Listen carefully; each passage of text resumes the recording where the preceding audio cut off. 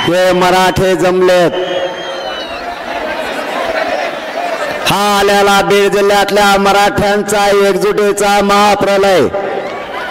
हा महाप्रलय बघूनच येवल्याच्या एडपणाला संडास लागल्याशिवाय आता राहत नाही।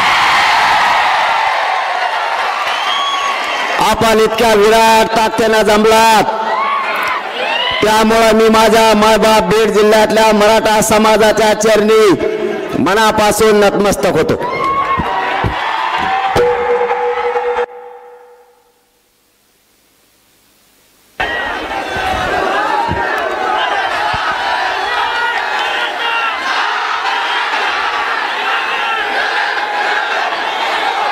माझ्या गोरगरीब मराठ्यांच्या लेकराला न्याय मिळाला पाहिजे म्हणून मिळेल त्या वाहनानं आलेल्या माझ्या सर्व बांधवांना मानाचा जय शिवराय। मिळेल त्या वाहनाने माझी माता माऊली आली। मिळेल ते अँब्युलन्स पुढे घ्या म्हणते बाबा, त्यांना दिसा नाही, घ्या थोडी पुढे घ्या, का करता आता, घ्या घ्या घ्या घ्या।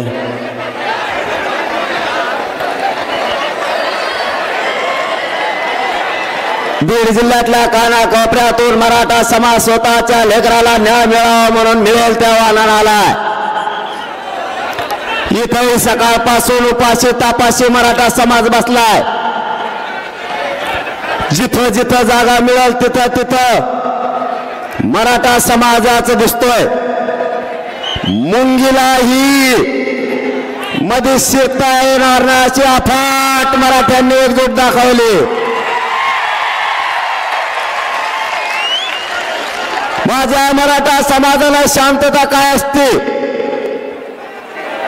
हे पुन्हा एकदा सिद्ध केलं। माझ्या बीड जिल्हा जन्मभूमीतील मराठा समाज एकही घरी राहिला नाही, त्याबद्दल पुन्हा एकदा तुमच्या चरणी नतमस्तक होतो।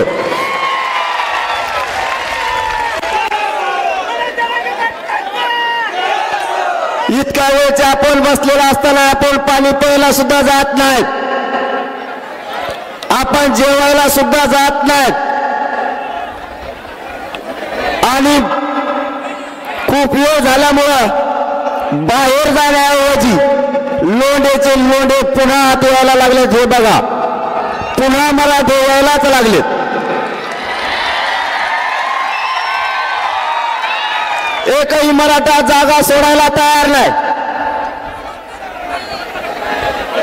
मराठ्यांना हवंय आता त्याच्या लेकराचं आरक्षण, म्हणजे मराठा आरक्षणच। मायबाप मराठा बांधवांनो,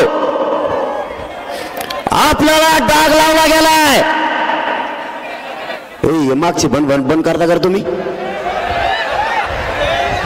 यार त्यांना आवाज आहे ना म्हणतात, काहीतरी बघाय बाबा। कुठे गेला मला तर काहीच दिसा ना।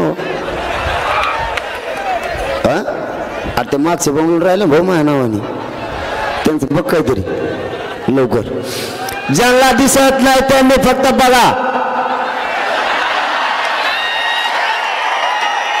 आरक्षण कसं आणायचं ते,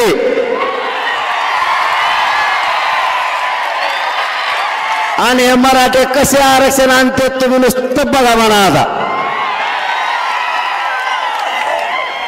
ज्यांना आवाज येत नाही ना, ज्यांना तुम्हाला दिसत नाही नका दिसून देऊ, आवाज येत असेल ना मग फजिती करायचं मागत का तुम्ही? आवाज कस काय येणार त्यांना? नाही म्हणते ते, काय खोटं बोलते, एक आरक्षणचे आरक्षण नाही, खोटं कसं काय बोलते? जेवढा येतं तेवढा आहे का? मग काय करता आता, एखादी सांगा मी तुम्हाला। मायबाप मराठ्यांना आपल्याला अर्ध्या घंट्यात सगळा विषय मांडायचा आहे। कोणीही आपली जागा सोडू नका, आणि जागा सोडणारा बीड जिल्ह्यातला मराठा अजिबात नाही। आपल्याला डाग लावला गेला, शांततेने असणाऱ्या मराठा समाजाला डाग लावला। कोणी म्हणतं आमचे घर जाळले, कोणी म्हणतं आमचं हॉटेल जाळलं. आमच्यावर खोटा डाग लावलाय. यांनी यांचेच हॉटेल जाळले आणि निष्पाप माझे गोरगरीब मराठ्यांचे बांधव तुम्ही गुतवले. पण भेणार तो मराठा कसला, आणि त्यातले त्यात बीड जिल्ह्यातला